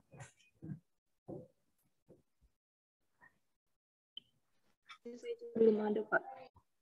Intinya di dalam mendegradasi minyak, komposisi minyak atau hidrokarbon itu dibutuhkan adalah bakteri-bakteri yang bisa menghasilkan biosurfaktan. Gitu ya. Mekanisme kerja biosurfaktan itu adalah menurunkan tegangan permukaan sehingga senyawa tersebut yang tadinya tidak larut dalam air menjadi larut. Sehingga ketika mereka sudah larut, maka otomatis bisa didegradasi dari rantai yang panjang menjadi rantai yang pendek atau dari yang poliaromatik, yang rantainya panjang menjadi rantai yang sederhana atau senyawanya yang monomer gitu ya. Oke. Kalau tidak ada pertanyaan, nah di sini dari penjelasan saya tadi itu tergambar di sini ada penjelasan difficulties with releasing biodegrading lab microbes into environment. Ada satu gambar seperti ini. Jadi ketika kita memiliki mikroba yang kita create di laboratorium, lalu kita asumsikan dengan berbagai kajian bahwa mikroba kita itu sangat potensial dalam melakukan bioremediasi. Lalu kita ingin aplikasikan ke lingkungan dan ternyata kondisinya seperti ini di lingkungan. Jadi ada kata-kata istilahnya, oh dear, I didn't realize in the field would be like this. We should have stay in the laboratory. Jadi ketika kalian bisa ngelihat ini bagaimana polosnya bakteri-bakteri Pseudomonas putida yang di-create di laboratorium yang dikatakan isolat yang sangat potensial, yang powerful. Lalu ketika dia terjun ke lingkungannya langsung, ketika dia aplikasikan ke lingkungan, dia ada jiper duluan. Karena mikroba-mikroba yang ada di lingkungan yang setiap hari mengkonsumsi kontaminasi bahan-bahan yang terkontaminasi limbah minyak misalnya itu lebih barbar, artinya lebih rakus atau lebih dominan dan lebih jahat kelihatannya ya. Artinya dia bisa mengkonsumsi lebih banyak. Sedangkan orang ini yang ibaratnya kaum terpelajar gitu ya, kaum yang memang dari laboratorium agak shock melihat ini karena dia tidak bisa beradaptasi dengan kebarbaran si mikroba yang ada lingkungan. Artinya apa? Ketika kita ingin aplikasikan ke lingkungan, maka kita harus menyiapkan mikroba yang memang kondisinya sesuai dengan di lingkungan, dengan karakter yang sama seperti mikroba-mikroba yang ada di lingkungan, sehingga ketika dia datang, dia memiliki karakter yang 11-12 dengan mikroba-mikroba indigenous yang ada di lingkungan. Jadi kita nggak bisa cuma mengatakan bahwa bakteri kita itu powerful dalam mendegradasi minyak. Misalnya dari 100% minyak itu bisa degradasi 90%, tetapi kita melupakan karakter utama. Nah, karakter yang itu, kajian-kajian tentang karakteristik si mikroba ketika apakah ada surface lingkungan itu sering dilupakan sama orang-orang teknik lingkungan, misalnya orang-orang di industri. Mereka itu cuma maunya gue mau punya bakteri yang potensial mendegradasi, tapi mereka tidak mengetahui karakter fisiologisnya, karena karakter fisiologis menentukan ketika diaplikasikan di lingkungan. Misalnya kalau kita memiliki bakteri yang di-create di lingkungan yang memiliki karakter yang sama seperti ini, maka kan dia bisa langsung jadi bestie kan sama ini, gitu ya. Jadi bisa langsung berteman, ayo kita makan bersama-sama gitu ya. Kalau kayak ini kan kayak ada anak-anak baik-baik baru keluar dari lab, ingin berteman dengan kita, tidak mungkin. Terus anak-anak ini langsung jiper, ingin balik aja sehingga dia tidak memiliki kemampuan untuk memakan ini. Dia nggak bisa bersaing, ya nggak bisa bersaing seperti itu. Oke, ini ada tugas ya. Saya suka tugas. Ini dari 3 pertemuan, saya berikan 1 tugas. Tugasnya gampang, ya. Carilah 1 jurnal yang membahas tentang bioremediasi senyawa xenobiotik atau senyawa toksik ya. Boleh apapun senyawanya, boleh plastik, boleh senyawa organik, boleh limbah minyak, boleh toksin yang dihasilkan oleh jamur ya. Lalu buatlah review jurnal dalam bentuk video berdurasi 10 menit. Boleh kurang sih, tapi tidak boleh lebih dari 10 menit. Ketentuan jurnal dan isi reviewnya adalah jurnalnya internasional bereputasi Q1 atau Q4. Nanti kalian bisa cek di Simago JR di berapa jurnal kalian yang kalian cari itu adalah jurnal kelompok yang mana. Saya nggak mau jurnal internasionalnya itu tidak bereputasi. Karena ada banyak tuh jurnal-jurnal India gitu ya, yang nggak kredibel, yang nggak bisa dipercaya gitu ya. Saya nggak mau. Dibandingkan kalian mengambil jurnal yang tidak bereputasi, lebih baik kalian mengambil jurnal Indonesia yang terakreditasi Sinta 1 dan 2. Kan mulai belajar cara cek jurnal yang baik dan benar untuk kalian jadikan literasi kalian di tugas akhir. Goals-nya ke sana tujuan saya. Lalu jurnalnya itu berisi jenis mikroba dan senyawa yang masing-masing dari kalian tidak boleh sama. Oke, jadi siapa cepat dia dapat. Jadi nanti tugasnya ketua komti kalian itu, saya nggak tahu komti di mikrobiologi lingkungan ini siapa, melis jadi ya, nulis. Jadi setiap orang tuh langsung nulis di grup. Terserah mekanisme seperti apa. Kalau saya dulu tuh nulis di grup, saya judulnya ini, jurnalnya ini gitu ya. Jurnalnya tidak boleh lewat dari 5 tahun. Oke, saya harus buat dulu. Minimal 5 tahun terakhir. Susah ini pasti. Ya, 5 tahun terakhir. Jadi setiap jurnal yang tidak boleh sama itu adalah jenis mikroba sama senyawanya. Gitu ya. Artinya pertanyaannya apakah boleh mikrobanya Pak saya Pseudomonas, sedangkan teman saya itu Bacillus. Lalu senyawanya itu adalah apa tuh? PAHA gitu ya. Nggak mau, saya nggak mau. Saya maunya harus beda. Jenis mikroba dan senyawanya harus sama, jelas berbeda. Gitu ya. Jelas berbeda. Jadi senyawa itu banyak turunannya. Misalnya pestisida dan herbisida atau insektisida kan banyak jenisnya ya. Jadi bukan pestisida tetapi senyawanya gitu ya. Misalnya DTT atau TCP gitu ya. Jadi senyawanya kan banyak yang mau dipecah. Kadmium, ada PB gitu ya. Ada lagi apa? Endosulfan gitu ya. Itu bisa macam-macam ya. Jenis bakterinya berbeda. Kalau jenis bakterinya sama, senyawa berbeda, boleh. Tapi jenis bakteri berbeda, senyawanya sama, tidak boleh. Paham ya? Karena mekanismenya, kalau jenis mikrobanya beda, senyawanya sama, maka mekanismenya akan sama. Saya nggak suka, saya nggak mau. Gitu ya. Tetapi kalau senyawanya berbeda, walaupun jenis bakterinya sama, maka mekanismenya akan berbeda. Gitu. Paham ya? Lalu nomor 3, reviewnya isinya apa saja. Di situ harus ada komponen yang kalian review itu adalah jenis bakteri atau jamurnya, lalu jenis senyawa yang diremediasi, lalu mekanisme dalam proses biremediasinya seperti apa, apakah dia menggunakan anaerob atau dia menggunakan aerob, lalu apakah dia melakukan transformasi atau dia melakukan degradasi atau sorpsi atau apalah gitu ya. Jadi kalian bisa jelaskan di sana. Lalu produk akhir yang dihasilkan, apakah produk akhirnya berupa produk yang bisa digunakan oleh mikroba lagi, atau produknya itu berupa endapan, atau produknya berupa senyawa yang tidak toksik tapi masih ada di sana, tidak degradable gitu ya. Itu tergantung, berarti itu ada hubungan dengan mekanisme ya.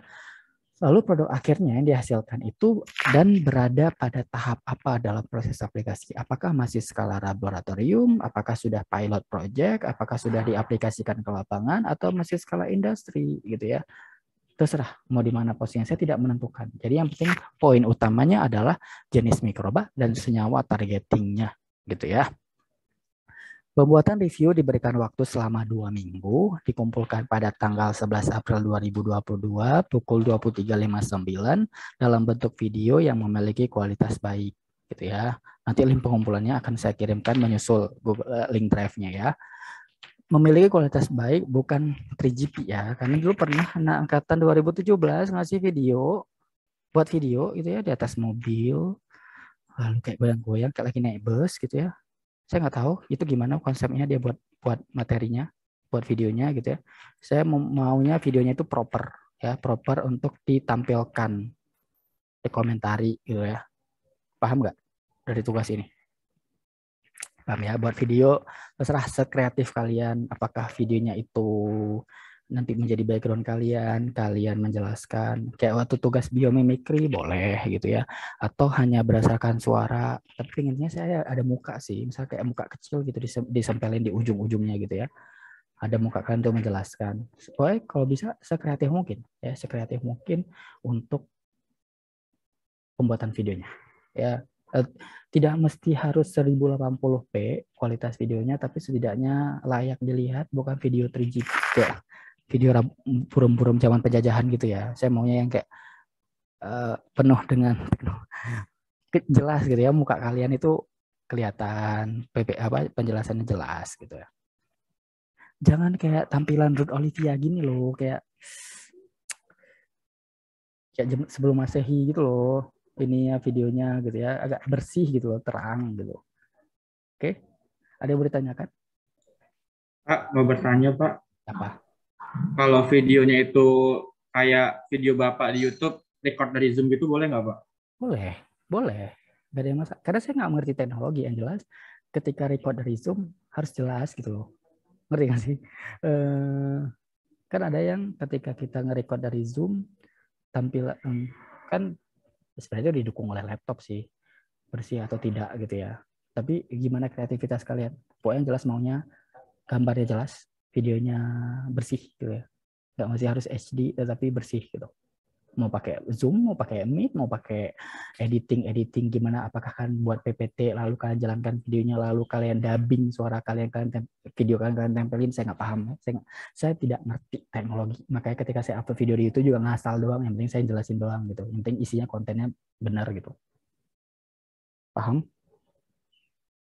Paham nggak? Angel Daniela, paham nggak kamu Angel Daniela? Katie yang mana sih Katie? Saya penasaran namanya Katie. Tunjukin dulu muka kamu Katie. Oh gitu. Oke, ada pertanyaan. Minggu depan masuk Pak, mau nanya, Pak. apa? Masih bingung yang ini, Pak, yang terakreditasi Sinta 1 sama 2. Itu cara ngeceknya gimana ya, Pak? Kalau yang internasional kan lewat itu, Cimagor itu, Pak. Oke, bentar ya. Saya bisa lihat dulu. Kita stop share dulu ya. Nah, jadi saya bisa nunjukin nggak sih dari sini? Oke, kalian nyari misalnya, oke saya share screen saya tuh sebenarnya gaptek ya untuk sini. Kelihatan nggak? Kelihatan ya? Jadi misalnya kalian carinya di Google Scholar. Nah, sini. Misalkan cari apa? Bioremediasi.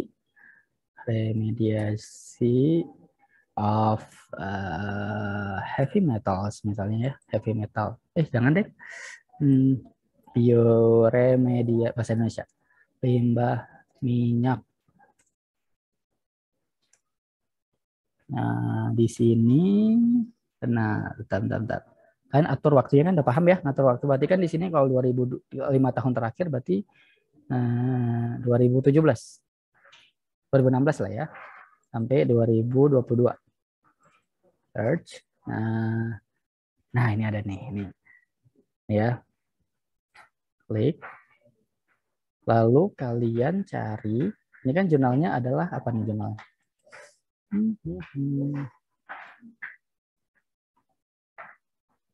Nah, ini kan bisa kalian lihat di sini. Ini dari jurnal Sinta 4. Sinta 4. Berarti nggak bisa jurnal ini. Paham ya?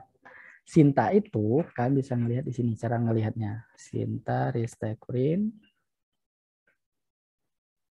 Lambat internetnya. Oke, saya butuh kesabaran. Sinta. Oh bisa sih. Kenapa ini sih? Duh, sebentar. Sebentar.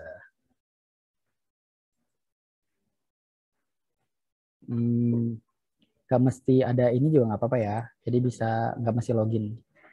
Kalau nggak login gimana? .co.id.